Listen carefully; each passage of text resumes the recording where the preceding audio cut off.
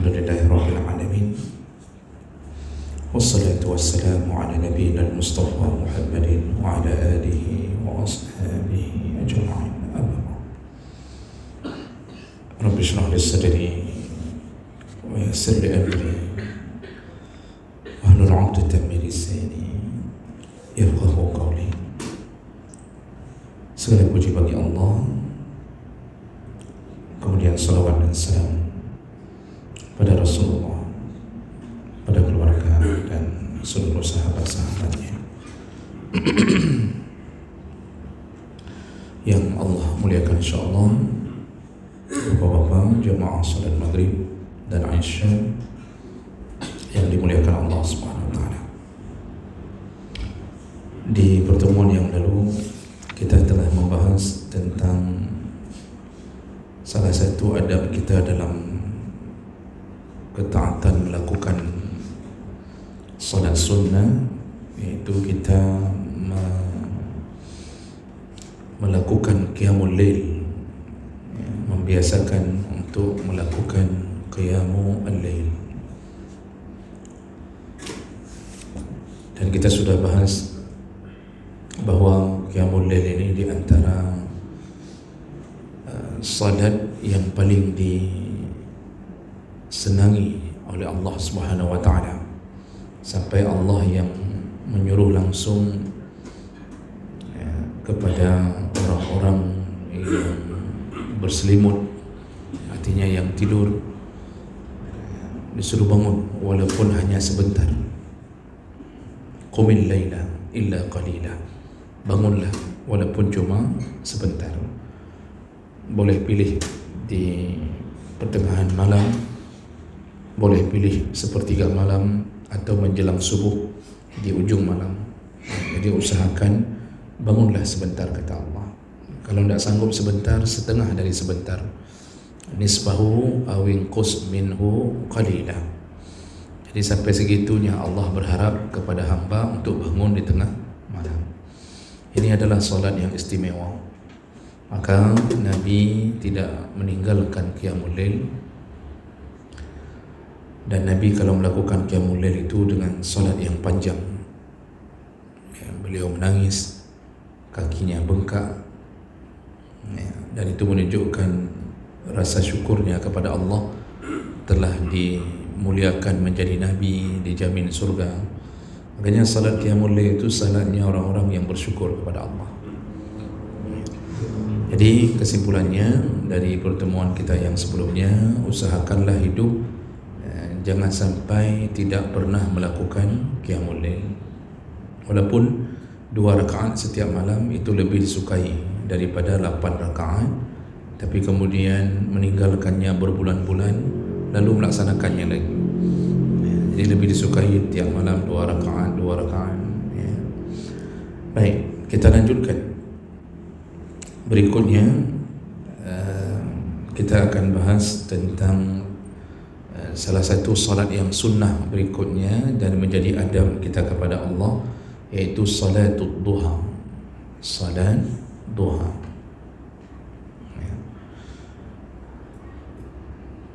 Apa itu duha? Duha adalah waktu ma baina irtifa' asyam ila zawaliha.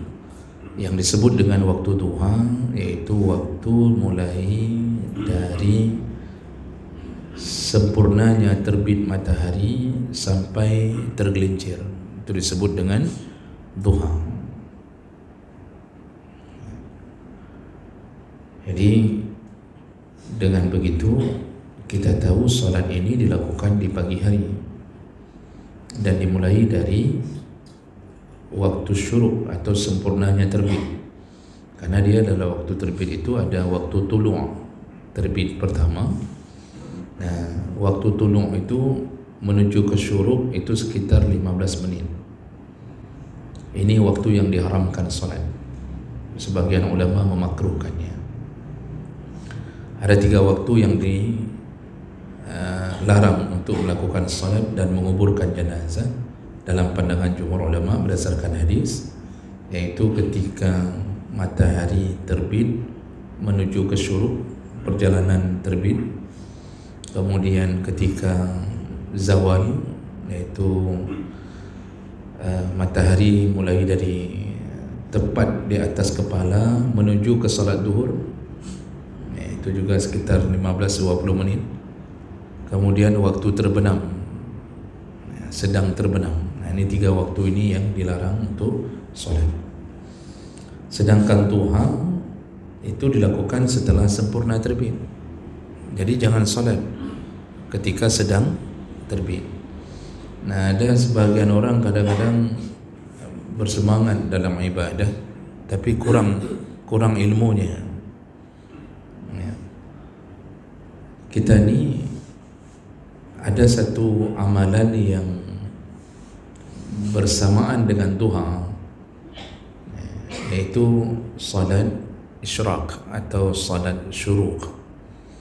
Ini salat isyraq ni berdasarkan hadis-hadis yang hasan.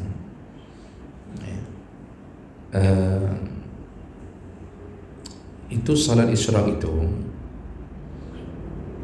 itu dilakukan juga di pagi hari, tetapi perbedaannya dengan duha, kalau salat isyraq itu harus mengambil paket salat subuh di masjid. Jadi tidak berlaku salat itu bagi mereka yang tidak mengambil paket dari mulai semenjak salat subuh di masjid. Karena Rasulullah mengatakan, man ghada ilal masjidi jama'atan, barang siapa yang menuju di pagi hari ke masjid untuk melakukan salat jamaah, itu salat subuh. Setelah salat subuh baru dia berzikir di tempat di masjid. Dia mengingat Allah dengan berbagai cara, apakah baca Quran, zikir, istighfar, atau pengajian yang menyebut-nyebut Allah dan Nabi di dalamnya, sampai terbit matahari, hatta yatul asyam, sampai terbit matahari. Nah, begitu sudah sempurna terbit, baru dia tutup amal subuhnya dengan 2 rakaat. Nah, yang 2 rakaat penutup paket subuh itu yang disebut dengan salat isyraq atau salat syuruk. Jadi dia itu tidak berlaku bagi mereka yang hanya salat di awal matahari terbit atau waktu syuruk, sedangkan dia tidak ke masjid. Nah, itu tidak berlaku. Jadi salat isyraq itu harus paket dia. Tak bisa orang tidak ke masjid atau di masjid tapi tidak memenuhi syarat. Habis salat subuh duduk di luar masjid merokok, atau bicara dunia, bicara bisnis dengan kawan sambil menunggu salat syuruk, itu tidak berlaku. Karena tadi Nabi mensyaratkan habis salat subuh dia berzikir kepada Allah. Jadi dia terus mengingat Allah dan tidak keluar dari masjid. Ya qa'udu ya zikrullah, dia tidak keluar dari masjid. Jadi kalau sudah model pulang balik lagi ke masjid untuk syuruk, itu tidak dapat pahalanya. Nah, berapa pahalanya? Kata Rasulullah di ujung hadis, dia dapat pahala seperti melakukan haji dan umrah sempurna, kata Nabi, tammah. Nah, itu salat isyraq. Jadi dia ada paket. Sedangkan salat duha itu tidak ada paketnya. Dia lakukan saja tanpa harus dibarengi dengan menunggu di masjid. Itu perbedaan yang pertama. Yang kedua, nanti perbedaannya, kalau salat syuruk itu dilakukan di awal waktu syuruk. Di awal waktu sudah 15 menit naik matahari, habis 15 menit itu disitulah waktu kita melakukannya. Ya, tergantung berapa lama kita di masjid. Kalau kita terus duduk di masjid walaupun melewati waktu syuruk, itu tetap berlaku karena kita menjaga paketnya. Kalau duha itu nanti dilakukan di waktu anak unta sudah bangkit dari pasir karena kepanasan. Ramdul fisal, kata Nabi. Jadi waktu salat duha itu bukan di awal waktu yang terbaik, tapi melakukannya di waktu anak unta sudah kepanasan. Jadi kapan anak unta sudah kepanasan? Ya, kalau kita lihat kebiasaan keluarga unta, Kan mereka dari malam tu duduk di pasir, berkumpul dengan keluarga, duduk tu rame-rame tu di satu kelompok tu. Begitu kebiasaan unta. Makanya orang hari ini kalau suka kumpul-kumpul sama keluarga, belum tentu unta. Jadi jangan fikir semua yang suka ngumpul unta semua anda. Tapi kebiasaan unta itu begitu. Dan kapan mereka bangkit dari tempat duduknya? Ketika matahari sudah panas, jam 10, kata umdan, baru mereka bangkit. Begitu kebiasaan unta. Maka Nabi memberi kebiasaan itu, memberitahu kebiasaan itu. Itu waktu duha itu di situ bagusnya, jam 10, Qiblah, atau dimulailah dari jam 9 ke atas.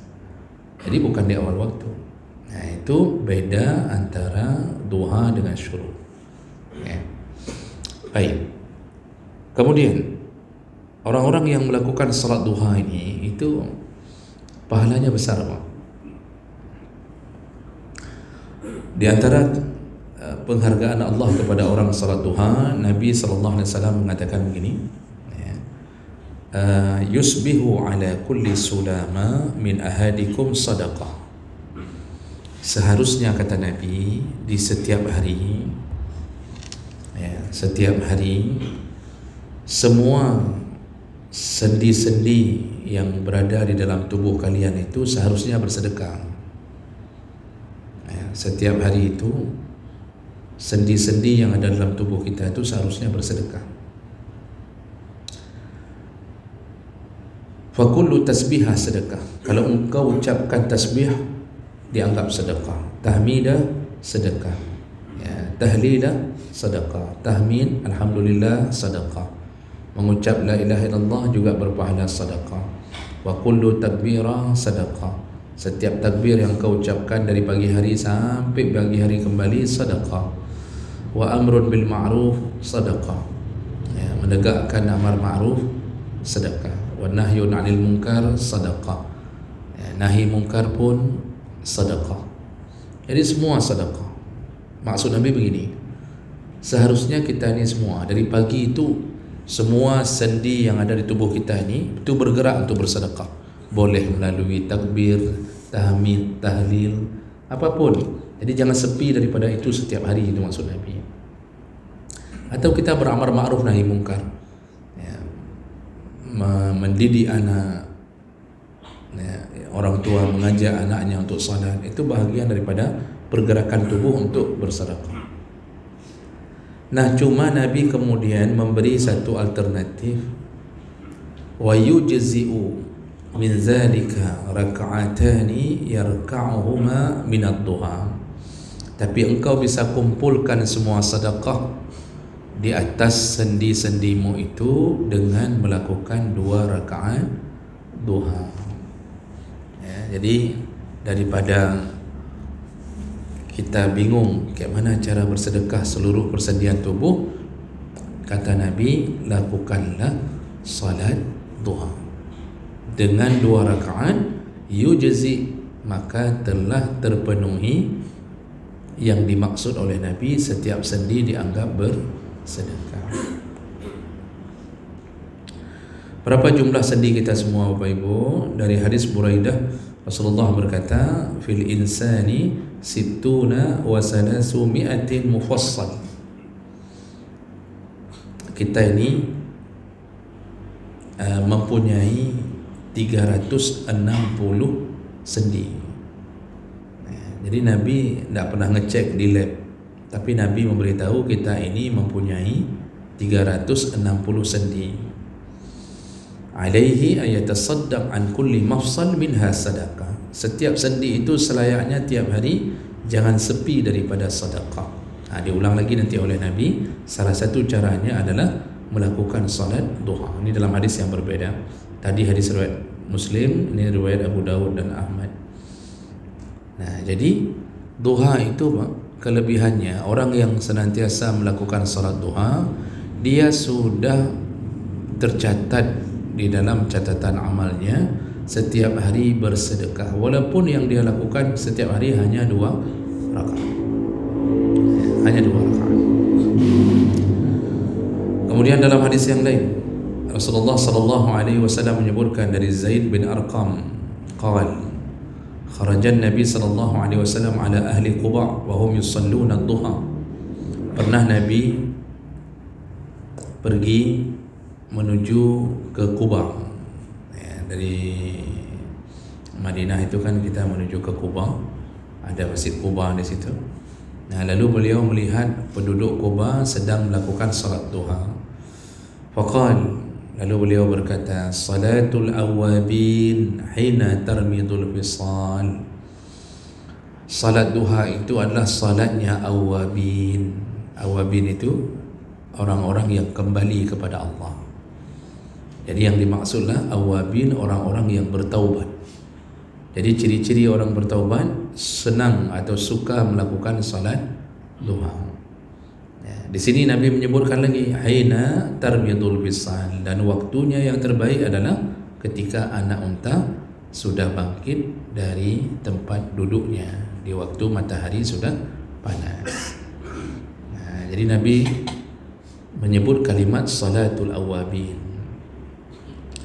Bapak Ibu, kalau kita dulu berpedoman kepada buku tuntunan salat lengkap, itu di dalam buku itu salah satu salat sunnah disebut salat awabin. Salat awabin, tapi yang dimaksud di dalam buku itu salat habis maghrib 6 rakaat. Dia habis salat maghrib, selesai ba'diyah sambil menunggu isya, itu salat awabin 6 rakaat menuju isya. Tapi kalau kita baca lebih lanjut keterangan-keterangan dari hadis, sebenarnya salat awabin itu bukan itu. Salat awabin itu sebenarnya salat duha. Jadi yang disebut salat awabin itu bukan salat habis maghrib menuju isya. Walaupun sebenarnya dari maghrib sampai isya tidak ada masalah. Kalau kita sambil menunggu isya melakukan salat sunnah mutlak, itu tidak terbatas berapa rakaatnya. Namun Nabi menyebutkan dengan tegas bahawa salat duha lah yang disebut dengan salatnya orang-orang yang bertaubat. Lalu kemudian dalam hadis yang lain dari Jubair bin Nafir, dari Abu Darda, Abu Zar radhiyallahu anhuma, Rasulullah sallallahu alaihi wasallam berkata, Ibnu Adam, Allah berkata, wahai anak Adam, irqa'li raka'an min awalin nahar akuffuka akhirahu. Ini hadis kursi. Hadis kursi riwayat Tirmizi. Jadi Allah menyebutkan, kata Allah, wahai anak Adam, wahai anak Adam, salatlah beberapa rakaat di waktu pagi. Ya. Kalau engkau salat beberapa rakaat untukku di waktu pagi, irqa'li, salatnya untukku di waktu pagi, aku fuka akhirahu, maka aku cukupkan semua permintaanmu di ujung hari. Jadi kalau engkau salat di awal pagi, di awal hari, semua keinginanmu di hari itu aku cukupkan. Ya. Nah, ini berarti salat duha itu ada indikasi dia penyebab keberkahan pada rezeki. Allah tidak bilang Allah akan kayakan kita. Allah tidak bilang itu, karena kaya dan miskin itu takdir. Tapi baik si kaya maupun si miskin, kalau dia tidak diberkahi hartanya, dia tetap hidupnya menjauh dari Allah. Kan tidak ada jaminan orang miskin dekat sama Allah. Malah salah satu dari kelompok orang yang tidak diperhatikan Allah di hari kiamat, dalam 9 golongan di dalam 3 hadis yang berbeda, salah satu kelompok yang nanti hari kiamat Allah tidak peduli, Allah murka, Allah biarkan dia dibakar oleh matahari di padang mahsyar, tidak ada kasih sayang Allah untuknya, lalu dimasukkan ke neraka. Salah satunya siapa? Ailun mustakbir, yaitu orang miskin tapi sombong. Miskin tapi sombong. Orang kaya sombong, ya mungkin kita akan berkata begini, wajarlah orang kaya sombong, Kalaupun masuk neraka, kasih mangat dunia. Kita akan mengatakan walaupun nanti orang kaya itu sombong masuk neraka, tapi di dunia je kasih mangat, dumpui baju je. Kan kayak gitu kita bilang semua dia dapat, nanti di akhirat aja dia masuk neraka. Itu adalah nikmat dia dapat di dunia, walaupun hancur-hancuran dia nanti di neraka. Tetapi kalau miskin sombong, apa yang diandalkan, Pak? Dunia hancur-hancuran, di akhirat menderita. Kan berat bangai punya orang miskin sombong. Seharusnya dia udah cukup diberi Allah kemiskinan dunia, lalu dia berharap semoga nasibnya berubah di akhirat, masuk surga, hidup bahagia di surga. Maka dalam hadis saking mulianya orang miskin yang saleh, Allah mendahulukan dia masuk surga dibanding orang kaya. Berapa jarak antara orang miskin dengan orang kaya masuk surga? Kata Nabi, ada dua hadis, yaitu 70 tahun sebelum orang kaya masuk surga, orang miskin sudah berfoya-foya dalam surga. Itu hadis yang pertama. Hadis yang lain itu disebut 500 tahun. 500 tahun sebelum orang kaya dimasukkan ke surga, orang miskin sudah duluan di sana untuk menggantikan ketabahan, kesabaran hidup mereka jadi miskin di dunia kalau mereka saleh. Jadi ada dua versi, sehingga para ulama ahlul hadis itu mengatakan ada kemungkinan yang dimaksud oleh Nabi, kalau orang miskinnya dari golongan orang muhajirin yang dulu hijrah bersama Nabi, meninggalkan semua harta, keluarga demi menjaga agamanya, hijrah bersama Nabi, kan tinggal semua apa? Tanah-tanah tinggal, sampai istri diceraikan karena kekafiran, anak-anak ada yang tidak dibawa. Jadi kan perasaan orang hijrah itu hancur. Cuma karena mereka menyelamatkan agama bersama Nabi, mereka nekat, ya sudahlah, tanah air dia tinggalkan, tak ada apa-apa lagi, langsung berubah jadi miskin. Maka golongan muhajirin itu waktu sampai ke Madinah, itu mereka diizinkan Nabi buat kemah di samping-samping masjid, yang nanti mereka disebut dengan golongan ahlu as-sufah, ahlu sufah. Itu mereka tinggalnya Pak di samping-samping masjid, buat kemah. Itu rumah mereka ada yang sampai meninggal di situ. Tidak ada tanah di Madinah, tidak ada tanah. Kayak mana mau tinggal di negeri orang, sewa tak sanggup, uang tak ada lagi, binatang ternak tak ada lagi, semua tak ada lagi, hanya bawa pakaian saja. Ini Nabi mengizinkan mereka buat kemah di samping-samping masjid. Miskinnya Masya Allah, berubah total jadi miskin. Sampai salah seorang sahabat, saya lupa nama beliau, itu dulu anak orang kaya. Sebentar lagi saya sebutkan kalau saya teringat namanya. Beliau ni anak orang kaya, sampai dulu di Mekah kata Nabi, kalau dia keluar dari rumah, yang paling necis pakaiannya dia. Ayahnya kaya, sehingga dia itu dikenal anak orang kaya. Kalau keluar rumah, baju paling necis, rambut tersisir rapi, semua perempuan di Mekah itu terpesona dengannya. Anak orang kaya. Lalu hijrah bersama Nabi, total langsung jatuh miskin, total langsung jatuh miskin sampai waktu meninggal. Waktu meninggal itu tidak ada kain kafan yang dia miliki untuk menutupi dirinya. Yang ada cuma selembar, ditarik ke kaki terbuka kepala, ditarik ke kepala terbuka kaki. Sampai Umar menangis. Umar menangis bukan karena kematian sahabat ini, tapi karena dia syahid. Syahid itu apa? Ditangisi. Memang sudah jatah surga, kan?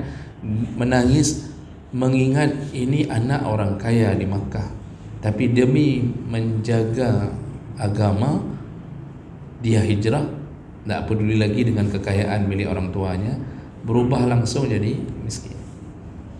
Segitunya.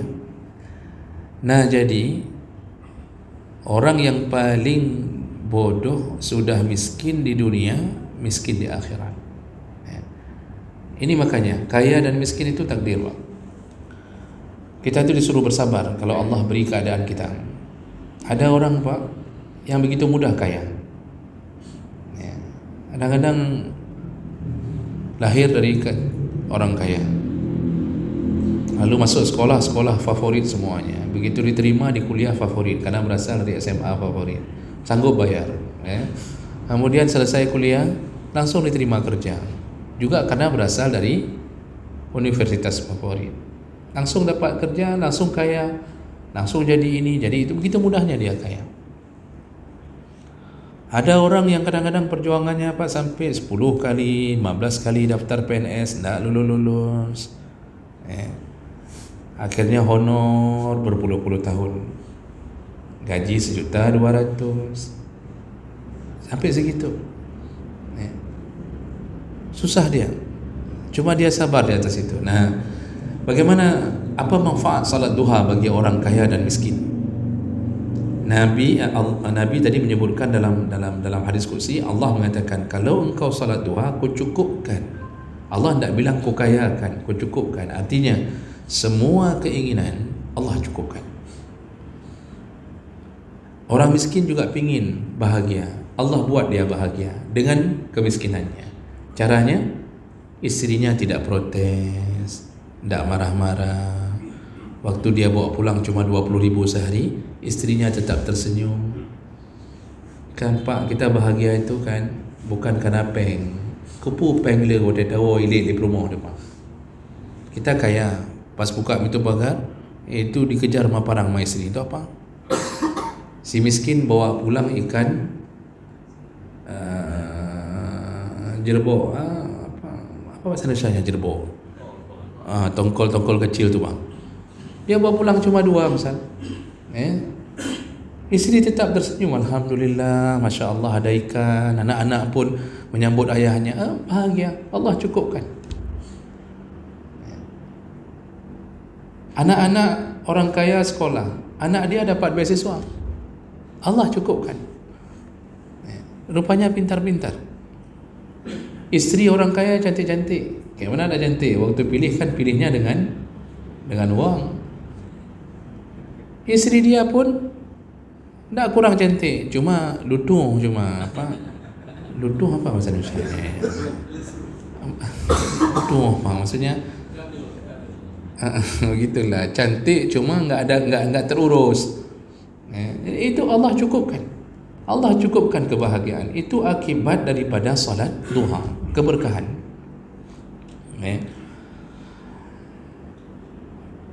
Kemudian dalam hadis yang lain, ini yang orang mengatakan bahawa kalau salat duha kaya, kalau salat duha bisa kaya. Ada isyarat itu dengan hadis. Ini saya terjemahkan langsung karena lumayan panjang, dari Abdullah bin Umar. Jadi ketika Rasulullah SAW pulang dari medan perang, tidak disebutkan perangnya pada sini.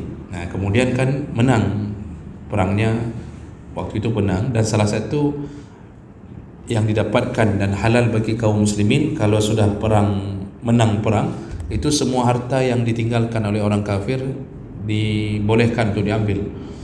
Itu namanya ghanimah, harta rampasan perang. Nah, sambil pulang itu mereka saking gembiranya, banyak harta yang dibawa, harta rampasan perang. Mereka bercerita-cerita sama mereka, ya Allah, masya Allah, hari ini banyak sekali kita bisa dapat macam-macam kan. Nah, kemudian Nabi mendengarkan percakapan para sahabat. Lalu Nabi berkata, ala adullukum ala aqrabi minhum maghza wa aghsar ghanimah. Maukah kalian kutunjukkan amalan yang kalian bisa mendapat lebih banyak daripada harta rampasan ini? Maksudnya kalian bisa kaya, kalian bisa mendapat lebih banyak daripada apa yang kalian dapat pada hari ini. Lalu Nabi langsung menjawab sendiri dengan mengatakan, barang siapa yang berwudu lalu kemudian dia melakukan salat duha, maka dia telah memenangkan peperangan dan mendapatkan ghanimah lebih banyak daripada yang kalian dapatkan sekarang. Nah, ini hadis ini riwayat Ahmad dengan sahih, derajat sahih. Hadis ini yang kemudian orang memberi isyarat bahawa Salat duha itu juga bisa menyebabkan kekayaan. Ya. Tapi walaupun begitu Pak, ini Nabi kan tak bilang kaya di dunia. Nabi kan bilang lebih banyak. Bisa saja yang dimaksud oleh Nabi adalah pahala yang kalian dapatkan lebih banyak daripada harta rampasan perang hari ini. Tapi karena hadisnya bersifat umum begini, bisa saja Allah beri kaya, bisa saja itu hak Allah. Ya. Cuma begini, ini menjadi catatan. Jangan pernah salat duha untuk kaya. Ya, jangan pernah salat duha untuk kaya. Jadi orang ada penceramah mengatakan, "Mohon kaya awak rona." Kata penceramah, "Ne semayang duha, nian kaya." Kata sebagian penceramah, "Sudah 30 tahun sembahyang duha, Pak, makin bertumpuk.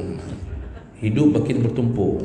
Tak ada apa-apa." Lalu dia mulai meragukan, "Pusyik pugah sembahyang duha kaya, sembahyang duha kaya." Jangan pernah salat duha untuk kaya. Itu pertama, resikonya salat kita tidak diterima Allah. Berarti kita bukan untuk Allah salat, hanya untuk memperkaya diri. Begitu tidak kaya lagi, kita menghentikan salat duhanya. Masalah Allah beri nanti, itu terserah Allah.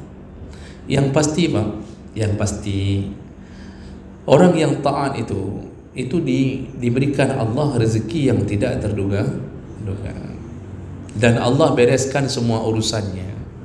Orang kalau taat Pak, satu persatu lepas urusan. Bapak mungkin tak terbayangkan umur-umur seperti bapa ada yang 60, 70. Kadang-kadang ada duduk tirau, ada kursi kan. Duduk atas meja sini. Duduk kan Pak. Dia fikir kita anak 5, semua sudah selesai kuliah. Semua sudah menikah. Kita sudah punya cucu. Ya. Lalu kita mulai fikir, padahal saya tidak kaya kali, tapi kok bisa selesai semua ya? Allah lepaskan satu-satu. Jadi semua punya masalah. Tak ada orang yang tak punya masalah. Memang dunia ini hidup untuk bermasalah memang. Kalau tak ada masalah bukan dunia, hanya surga. Tapi orang bertakwa, wa may yattaqillah yaj'al lahu makhraja. Orang takwa itu diselesaikan sesuatu oleh Allah. Tak ada masalah yang dibiarkan Allah menjadi sumber penderitaan. Leh tambah, menan laju. Yang penting orang tuanya taat. Dan inilah sumber daripada keberkahan dari Allah. Yang penting taat. Jadi jangan ragu, kalau taat makin miskin dah. Allah tidak miskinkan, tidak kayakan. Cuma Allah cukupkan semua segala-galanya. Kadang-kadang kita heran sendiri, kok bisa ya? Kok bisa? Padahal anak kita butuh biaya kuliah luar biasa. Apalagi yang masuk ke kedokteran, misal butuh biaya luar biasa. Tapi leh. Nah, ini akibat orang tua yang saleh menjaga agama dengan baik. Wa yarzuqhu min haitsu la yahtasib. Orang takwa itu akan diberikan rezeki oleh Allah dari jalan yang tidak terduga-duga. Okey, baik. Sedikit lagi. Kemudian setelah kita tahu betapa besarnya pahala untuk orang yang salat duha, apa hukum salat duha, Pak? Nah, ini yang perlu kita tahu, Pak. Banyak orang tak tahu ini. Ini hukum salat duha, orang mengira cuma satu pandangan. Ternyata salat duha itu Pak ada 3 pandangan tentang hukumnya. Yang pertama, kalau menurut jumhur ulama, salat duha itu sunnah dan disunnahkan untuk melakukannya setiap hari, rutin setiap hari. Berdasarkan hadis-hadis yang telah kita bacakan tadi, kelebihan-kelebihan salat duha, lalu ditambah dengan hadis Abi Hurairah. Abu Hurairah mengatakan begini, "Ausani khalili bisalas." Aku pernah diwasiatkan oleh Nabi 3 perkara. Aku diwasiatkan oleh Nabi 3 perkara. Yang pertama adalah puasa 3 hari dalam sebulan. Jadi disuruh puasa oleh Nabi dalam sebulan itu benar leuro. 3 hari itu boleh ayyamul bid, boleh Senin Kamis. Makanya kita kalau sudah sering puasa Senin Kamis, otomatis sudah lebih daripada 3 hari. Nah, kata Nabi, setiap bulan itu usahakan ada puasa 3 hari. Kemudian warqa'atai ad-duha, kata Nabi, salatlah duha. Kemudian wa an utira qabla an arqud, disuruh oleh Nabi untuk melakukan witir sebelum tidur. Semenjak itu Abu Hurairah tidak pernah lagi meninggalkan 3 amalan ini. Ini salah satu dalil. Ini ada berapa dalil Pak? Ada 4 dalil lain yang tak mungkin lagi kita baca karena waktu. Itu menunjukkan salat duha itu disuruh rutin setiap hari. Ya. Jadi bapak di kantor, begitu jam istirahat sebentar, kalau lagi tidak ada pelayanan, itu salatlah duha ke musalla, salat duha 2 rakaat. Kita sedang mengajar, begitu break untuk istirahat, itu hendaknya lakukan salat duha 2 rakaat.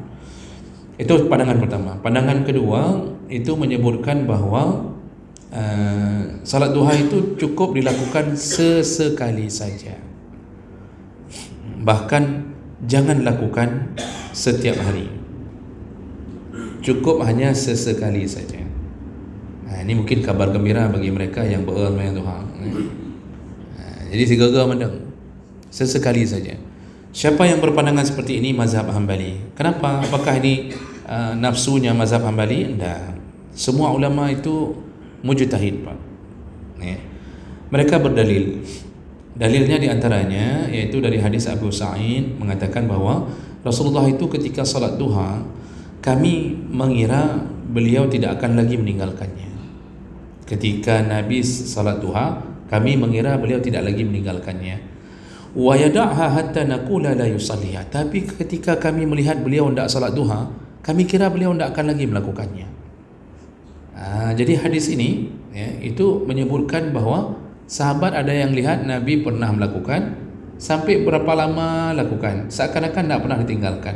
Begitu ditinggalkan, seakan-akan dia tidak lagi mau melakukannya. Jadi ini termasuk salah satu hadis. Cuma jumhur ulama kemudian mengatakan hadis ini dhaif. Ada berapa dalil lagi? Yang penting intinya ada pandangan kedua cukup sesekali saja. Pandangan ketiga apa? Tidak ada syariat salat duha kecuali karena muncul sebab. Apa sebabnya? Sebabnya yaitu bagi mereka yang luput salat malam. Bagi mereka yang luput salat malam disuruh ganti dengan duha. Artinya kalau ada dia lakukan tahajud malam itu tidak perlu duha. Ini pandangan ketiga, itu dipegang oleh beberapa ulama, termasuk Ibnu Hazm, Daud Al-Dhahiri, itu mengatakan pandangan ini. Termasuk Ibnu Qayyim juga mengatakan begitu. Kemudian Ibnu Taimiyah juga mengatakan begitu. Jadi tidak ada salat duha kecuali mengganti salat tahajud yang tertinggal. Begitu. Makanya para ulama berbeda pandangan dalam masalah salat duha. Cuma kalau ditanya mana yang lebih kuat, berdasarkan dalil-dalil yang paling kuat adalah yang melakukannya setiap hari. Disunnahkan melakukan setiap hari. Berapa jumlah rakaatnya? Tidak ada batasan jumlah rakaat, tidak ada batasan. Cuma kebiasaan Nabi itu melakukannya 8 rakaat. Tapi tidak ada batasan. Kalau lebih dibolehkan. Sampai 12 rakaat dibolehkan. Lalu kapan waktunya? Sudah kita sebutkan, waktu salat duha itu yaitu paling bagus ketika matahari sudah memanas.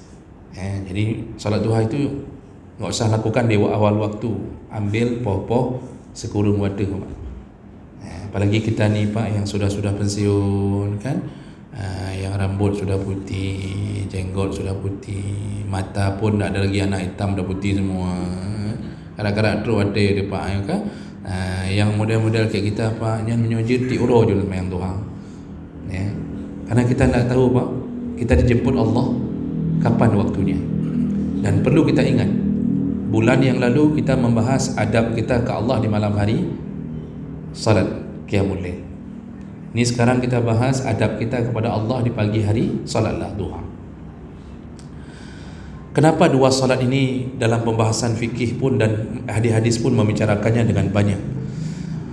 Di antaranya Pak, kita ini seharusnya hidup tidak boleh lalai daripada mengingat Allah, baik pagi maupun malam. Makanya kan cukup banyak ayat-ayat yang menyebutkan ingatlah Allah bukratau wa asila. Ingatlah Allah di pagi hari dan di malam hari. Makanya Nabi pun mengatakan tentang berzikir di pagi, petang. Petang itu menjelang maghrib. Suruh ingat terus. Jadi jangan sepi hidup kita ni daripada mengingat Allah. Karena wa ma khalaqtul jinna wal insa illa liya'budun. Kami tidak menciptakan jin dan manusia kecuali dengan satu tujuan, iaitu menyembahku, kata Allah. Sembah. Rezeki itu sebenarnya kan tak perlu dicari. Hakikatnya sebenarnya tak perlu cari Pak. Hakikat rezeki. Karena memang sudah dipatenkan, sudah dapat. Sama kayak kita dapat beasiswa kuliah. tiap-tiap bulan kasih tiap-tiap bulan. Hana boleh dah fikir lain, kita belajar-belajar macam kan.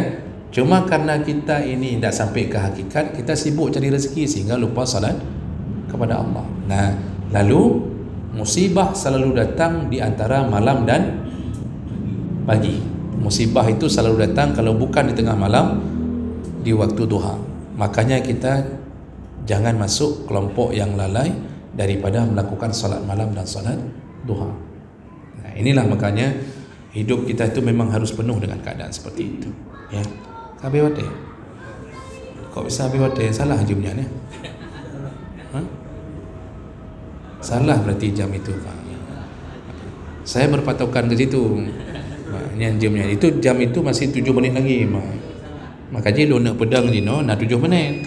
Rupanya dia kan 50 sah. Jadi tolong BKI masjidnya sampai rumah ya. Jadi kakak menan. Jadi mudah-mudahan dengan mengetahui kelebihan salat duha kita bersemangat, dan saya yakin Bapak Ibu adalah orang-orang yang melakukannya, dan semoga menjadi penyemangat untuk mempertahankan salat ini sebelum kita meninggal dunia insya-Allah. Baik, demikian kita tutup dengan kafarah majlis. Subhanakallahumma bihamdik asyhadu an la ilaha illa anta astaghfiruka wa atubu ilaik. Wassalamualaikum warahmatullahi wabarakatuh.